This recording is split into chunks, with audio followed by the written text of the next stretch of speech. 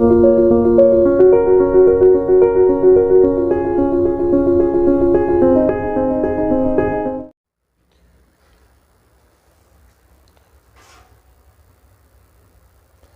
Hind.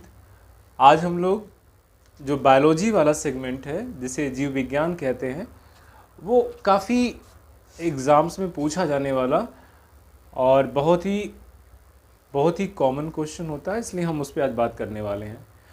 Playlist में अब तक हमने जीव जंतु का वर्गीकरण किया, प्रोकैरियोटिक, यूकैरियोटिक किया, यूनिसेलुलर, मल्टीसेलुलर किया, और आज हम जो लोग करने वाले हैं कि animal classification in various phylum, various kingdom, अलग अलग संघ, अलग अलग जो है वंश और जाति के हिसाब से।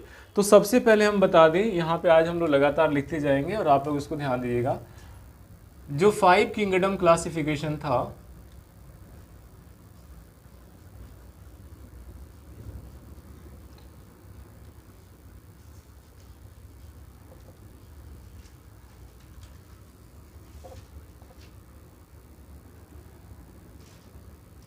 इनका नाम था विटटेकर। क्या नाम था? विटटेकर। इन्होंने किसमें किया आपको पता है? पहला किया मोनेरा, दूसरा किया प्रोटिस्टा, तीसरा किया प्लांट यानी पादप, और चौथा किया फंगस यानी कवक, और पांचवा किया एनिमेलिया यानी जीव जंतु जगत। तो 5 kingdom classification was proposed by Whittaker and their names are Monera, Protista, plant, fungus and Animalia. ये दोनों मीडियम के स्टूडेंट के लिए यूजफुल होगा, चाहे वो सीबीएसई बोर्ड वाले हों, चाहे कॉम्पिटिटिव्स दे रहे हों। इसके बाद इसके बारे में चर्चा हो गई है कि इसमें जो है प्रोकैरियोट्स आएंगे, इसमें आ जाएंगे यूनिसेलुलर, अमीबा, यूग्लिना, पैरामीशियम, इसमें ऑल काइंड्स ऑफ प्लांट आ जाएंगे, इसमें फंगस आ जाएंगे, इसमें हायर ऑर्गेनिज्म आ जाएंगे। लेकिन जीवों का जो बाइनोमियल नॉमेनक्लेचर है, यानी द्विनाम पद्धति के जो जन्मदाता हैं, अगला पॉइंट होगा, यहीं पे मैं बना देता हूं कि द्विनाम पद्धति के जो जन्मदाता हैं वो कौन है बच्चों? बताइए, जिनका बायोलॉजी रहा बताइए। जन्मदाता, इनका नाम था कैरोलस लीनियस। Carolus Linnaeus. इनका हिंदी नाम अगर आप कहेंगे कार्ल वॉन लीने तो गलत नहीं होगा। कार्ल वॉन लीने इन्होंने दिया था, ये भी मैंने बता दिया है। और इसके अनुसार क्या है कि किसी जंतु का जो नाम होता है ना, या पौधे का नाम, ये दो चीज़ों से मिलकर बना होता है। पहला होता है जीनस, जिसे आप वंश कहते हैं, और दूसरा होता है स्पीसीज, जिसे आप जाति कहते हैं। किसी भी जीव का नाम, किसी भी पौधे का नाम दो चीज़ों से मिलकर बना है। अगर हम वैज्ञानिक नाम की बात करेंगे तो पहला है वंश और दूसरी है जाति। उदाहरण के तौर पे अगर आप देखेंगे तो फॉर एग्जाम्पल जो मानव का जंतु वैज्ञानिक नाम है, मानव का, ये तो आप जानते ही होंगे, होमो सैपियंस। होमो सैपियंस में जो होमो है that is genus and the sapiens that is species.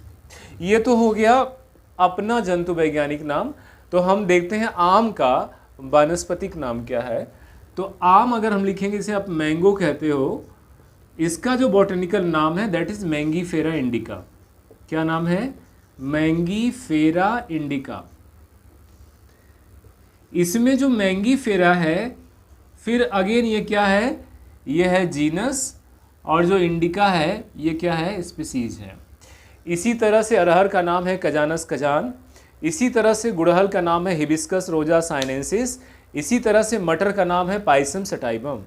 तो ये क्वेश्चंस पूछे जाते हैं। और मक्खी का नाम है मस्का डोमेस्टिका। इसको अगर आप नोट कर लिए हो तो आगे बढ़ा जाए।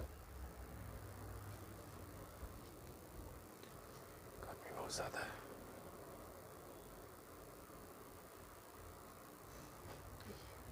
चलिए इसके आगे बढ़ते हैं, इसे मिटा दिया जाए। देखिए इसे यहाँ पे रब करके मिटा देते हैं। I usually use cotton cloth to rub and erase it because I think this is more suitable than the duster. So अब हम लोग करेंगे जंतु जगत का वर्गीकरण। ठीक है, तो हम करेंगे किसका? जंतु जगत का वर्गीकरण। देखिए सभी के लिए ये यूज़फुल है, चाहे आप साइंस बैकग्राउंड के हों, चाहे आप आर्ट के हों, चाहे कॉमर्स के हों, चाहे स्टैट के हों, आपके लिए ज़रूरी है, क्योंकि परीक्षा में ये आपसे उम्मीद करता है कि आप कॉमन बायोलॉजी पढ़ के आए हैं और आप जानते हैं कि बायोलॉजी में ये वाला चीज़ बहुत इम्पोर्टेंट है। तो कितने संघ थे जिनमें जंतुओं को बांटा गया है, उनके क्रम के अनुसार एक दो एग्जाम्पल देते हुए आगे बढ़ेंगे। तो पहला जो संघ है ये प्रोटोजोआ है। कौन सा बच्चों? प्रोटोजोआ। लेखपाल की परीक्षाएं सर पे हैं। इसके अलावा यूपी पुलिस में बम्पर वैकेंसी आने वाली है। इसके अलावा यूपी पीसीएस भी सर पे है। तो इनको ध्यान में रखते हुए वीडियो पूरी देखिएगा, भागने से कोई लाभ नहीं है, बिना पढ़े आपका काम होगा नहीं, और ये सबसे फास्टेस्ट वे है। संघ प्रोटोजोआ, इसको मतलब होता है प्रोटो मतलब होता है प्रारंभिक, और जोआ मतलब क्या होता है बच्चों? जंतु। तो इसका जो मेन शाब्दिक अर्थ है, इसका मतलब है कि वे जंतु जो बहुत ही प्रिमिटिव रहे उसे कहा गया प्रोटोजोआ, यानी प्रिमिटिव। दोनों भाषा में करेंगे, प्रिमिटिव क्रिएचर्स।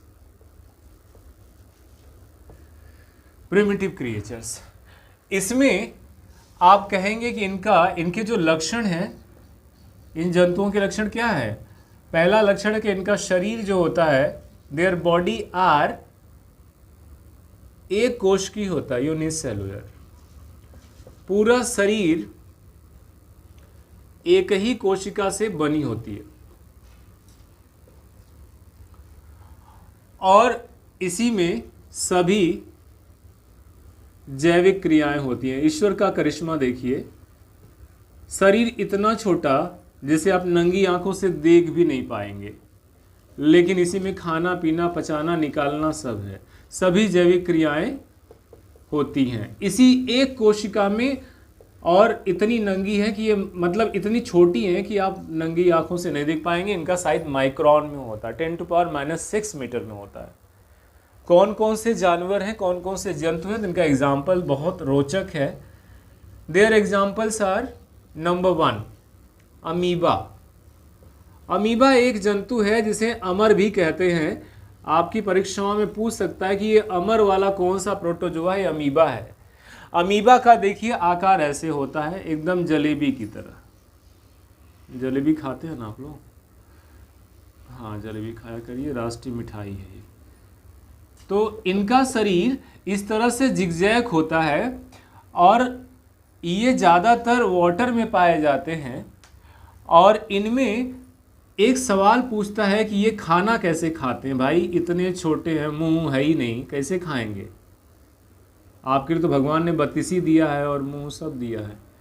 ये क्या करते हैं, अपने शरीर का जो पैर होता है जिसे स्यूडोपोडिया कहते हैं, इसी को ये मोड़ लेते हैं और मोड़ करके जैसे ये कोई इंसेक्ट है इसे यहीं से घोट जाएंगे। ठीक है ना? ये इनका प्रे है, शिकार। इसे किसके द्वारा खाते हैं? ये कूटपाद के द्वारा खाते हैं। ध्यान दीजिए, कूटपाद, इसको स्यूडोपोडिया कहते हैं। Very very important. स्यूडो मतलब झूठा, पोडिया मतलब पैर। इनके पास ये झूठा पैर होता है। और ये अमीबा जो है पहला है। अमीबा परिवार के जो भाई बंधु हैं, चचेरे ममेरे जो भाई बंधु हैं, ये ज़्यादातर बीमारियां पैदा करते हैं। मतलब कि प्रोटोजोआ में ये सबसे इंपॉर्टेंट है। तो कौन कौन से एनिमल हैं, तो इसमें मैं लिख दूंगा कि ये जो है बीमारी करने वाले भी कई इसमें हैं। कौन कौन से हैं?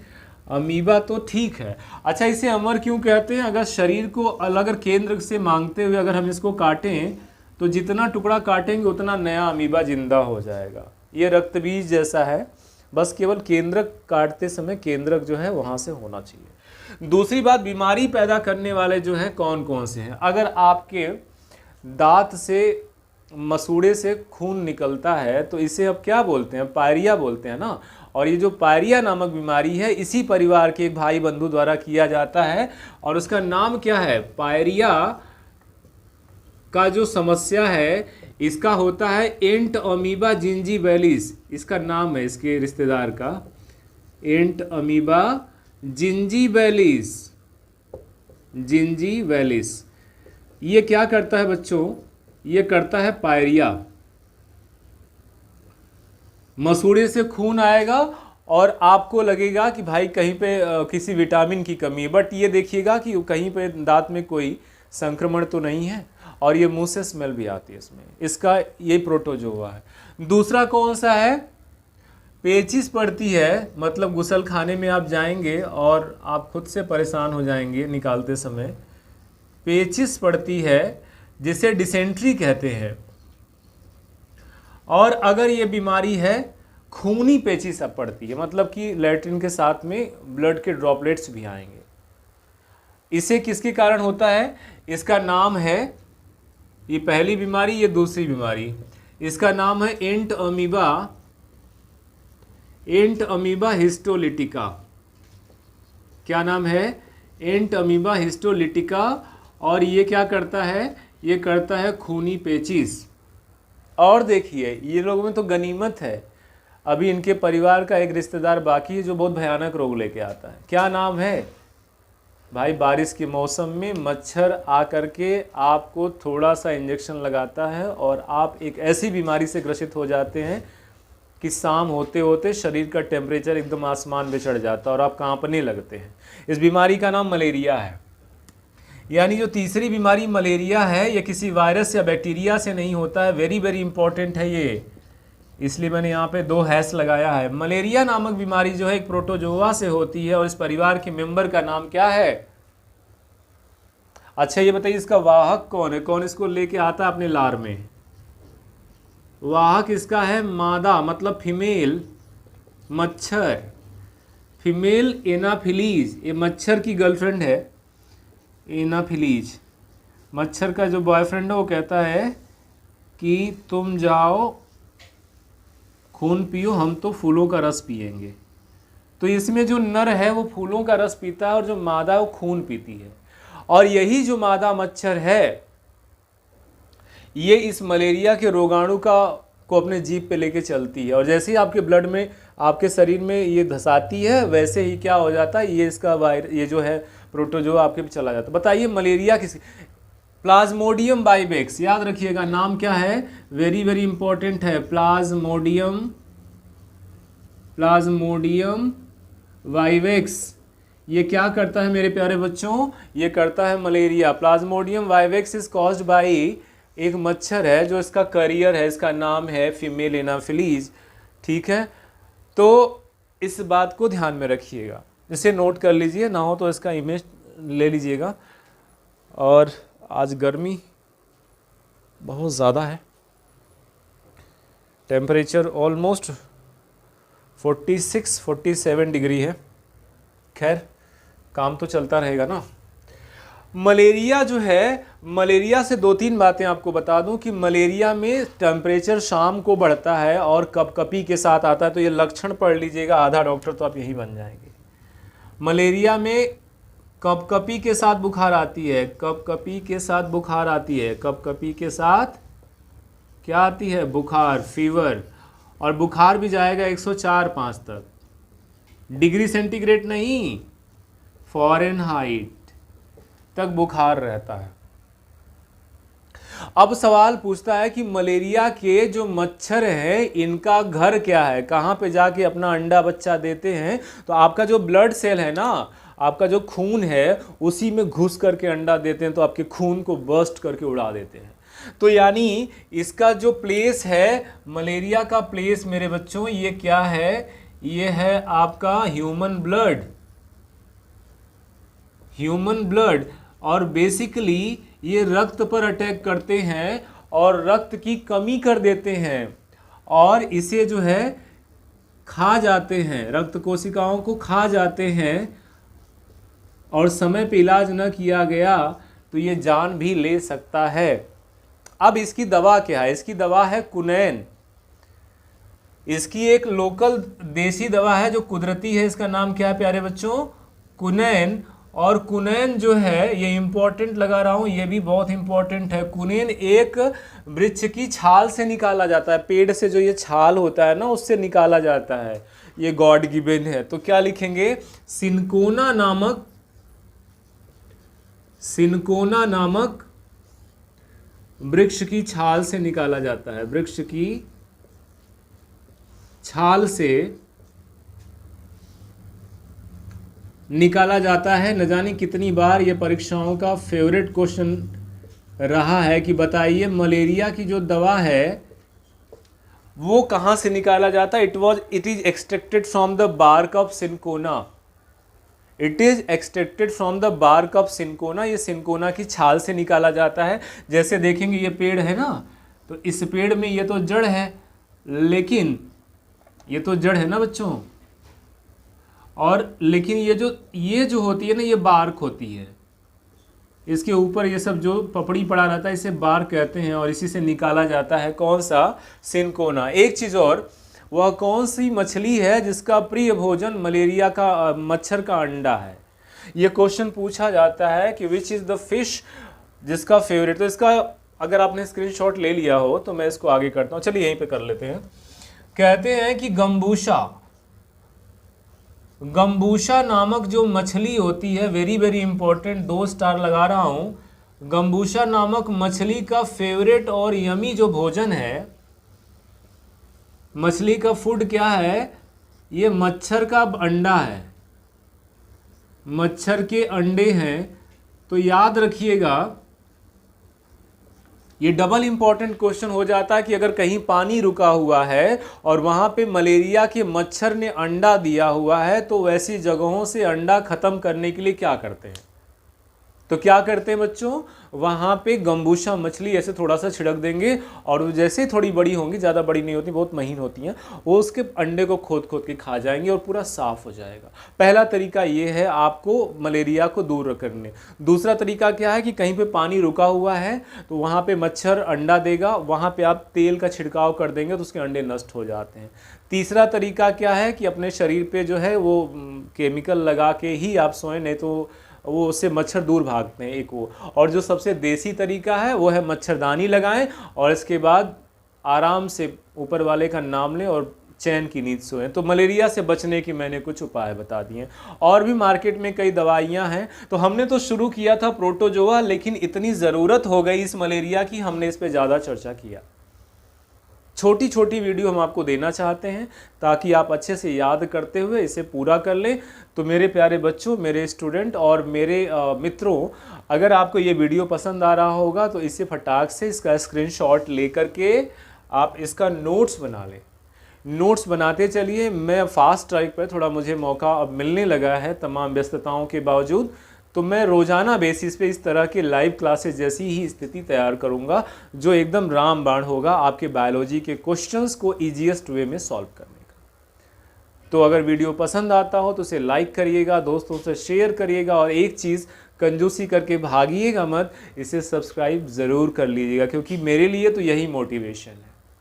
टेम्परेचर लगभग 46-45 डिग्री रोर कर रहा है, उसके बाद भी तमाम बिजीनेस है लाइफ में, उसके बाद भी समय निकाल के लिए आपके लिए हम आते हैं ताकि आपको आपके देसी तरीके से ईजीएस्ट वे से आपको समझा पाएँ दोनों लैंग्वेज में। ये सुविधा आपको कम मिलेगी कि दोनों भाषाओं में आपको ये चीज़ समझा दिया जाए।